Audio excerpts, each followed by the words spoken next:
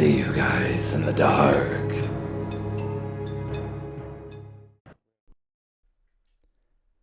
One night in November of 2017, when I was 20 years old, my mom and I went grocery shopping. While standing in the bakery section, my mom and I ran into my aunt, and the three of us stood there and chit-chatted for a while. I had been feeling generally uneasy around this time because I had recently been binge-watching a lot of YouTube videos about true crime and creepy encounters. I was having trouble sleeping, and I had been getting scared when I was home alone and heard the tiniest noises.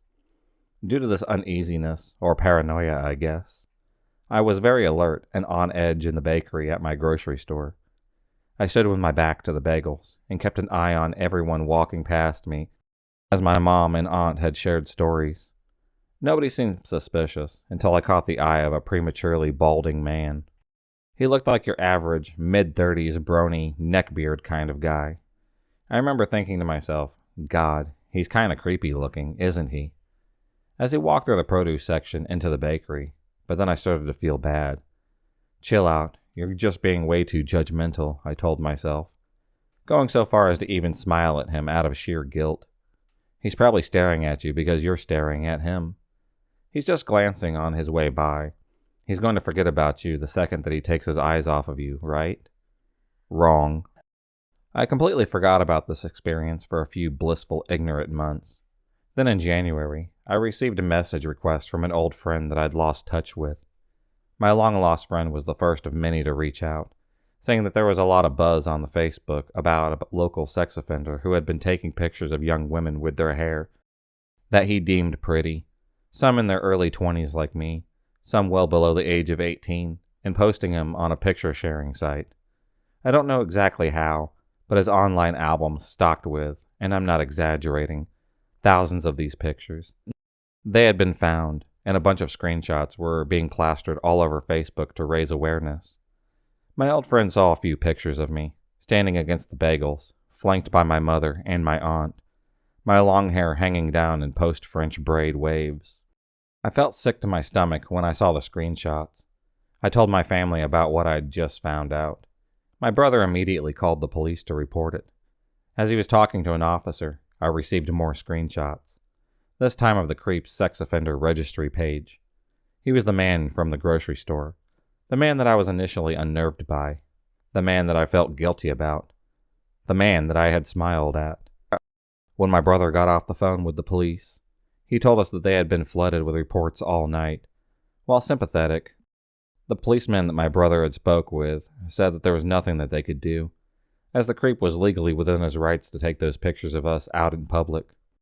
The man was supposedly assaulted right outside of a convenience store the night that his pictures were discovered, before he even realized he had been exposed, and he has since then been arrested for possession of child porn in an unrelated case. Funny thing is, my brother had actually been aware of this guy long before, as he was apparently infamous on the net for being a sketchy white dude who was obsessed with Asian women, had a hair fetish, and oh yeah, was a convicted sex offender. This happened a few years back, a few states away. Ultimately, I was unharmed, however, the remains of the creepiest encounter that I have ever had. So I get off of work, I head to the bus stop. I'm waiting for the bus, and as I do, I make eye contact with a man crossing the street, going in the opposite direction. He turns back a few times to see me. I quickly lose attention as the bus came. I get on the bus, sit down, not thinking at all about this man. The next stop, the same man gets on. He's rummaging through his pockets and pulls out all the change to get on the bus. Also, immediately, I go into red alert. This man was going in the complete opposite direction, and it seems that he wasn't even preparing to get on the bus. Okay, things happen, and he's probably meant to, but not everything is about me, so I try to push it away. As he walks past me, we lock eyes, and my heart sinks. I make eye contact with the coldest eyes that I've ever seen. I'm inwardly freaking out, but nothing was actually happening, so I'm just trying to remain calm. As the bus ride continues and people get off, I turn around to see what he's doing. He's making direct eye contact with me, as if he has been watching me the entire time. He isn't looking outside the window. He's not on his phone. He is blankly and darkly staring at me. I decide the best course of action is to get off the bus before my usual one. Wait and see. I get off, and I turn around, and I just don't see him following me. I figured the trouble had passed. That is until I see him getting off the next, and walking very quickly towards where I am. I then double back and turn around. I'm not sure what to do. He hasn't done anything, or said anything, or even given me a reason to be afraid of him. But every alarm bell is sounding off in my head that something isn't right. At this point, I decide that whatever this is, I want no part in it, and I don't want to walk home because it could mean that he either A, knows where I live, or B, has the opportunity to have me alone. I decide to head to a quick market, a little convenience store not too far off. And as I do, he approaches me.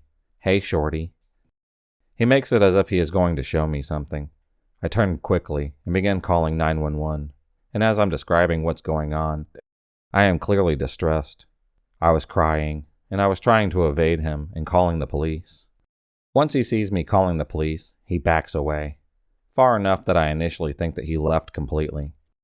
When I peek my head out of the store, I see him, pacing and waiting for me, still making eye contact.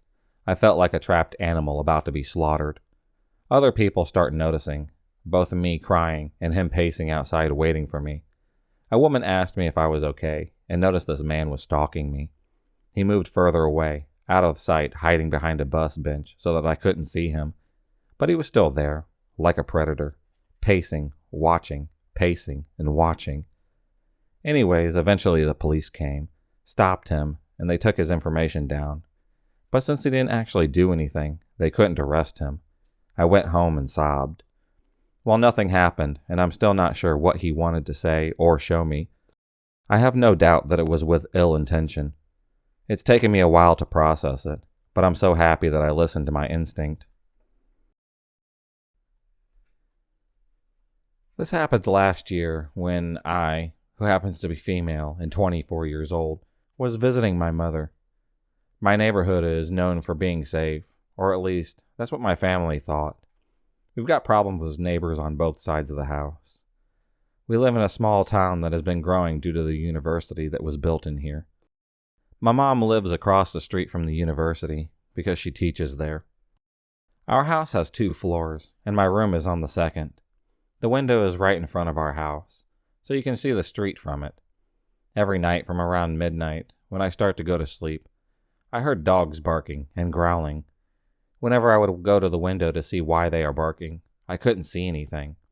There is a lot of trees and bushes in front of my house, so maybe that was making whatever they were barking at hiding there. This went for at least a week, and it was always at midnight.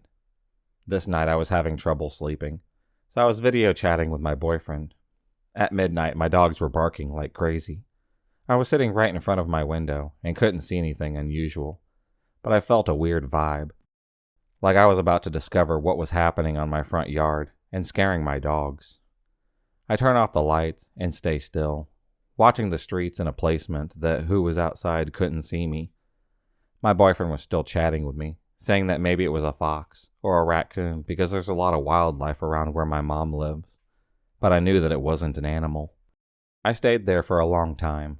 My boyfriend went to sleep, and I kept looking out my window. It was about 1:30 when I see something moving from the bushes.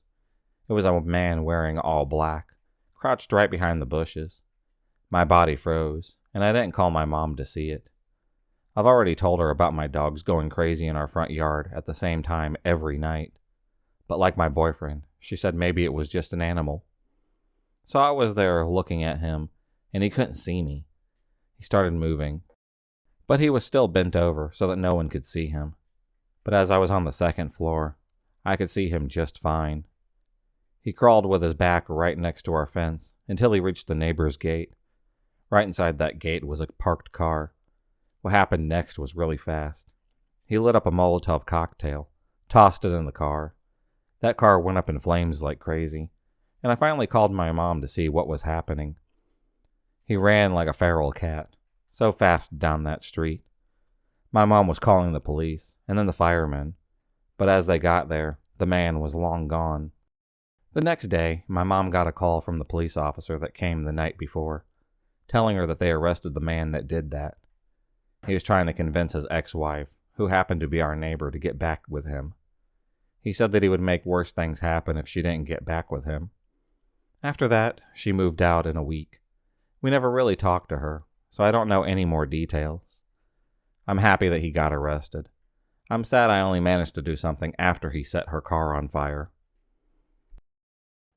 If you enjoyed this video, please subscribe, like, and hit the bell for notifications on future videos and become a stalker of the night. And I'll see you next time.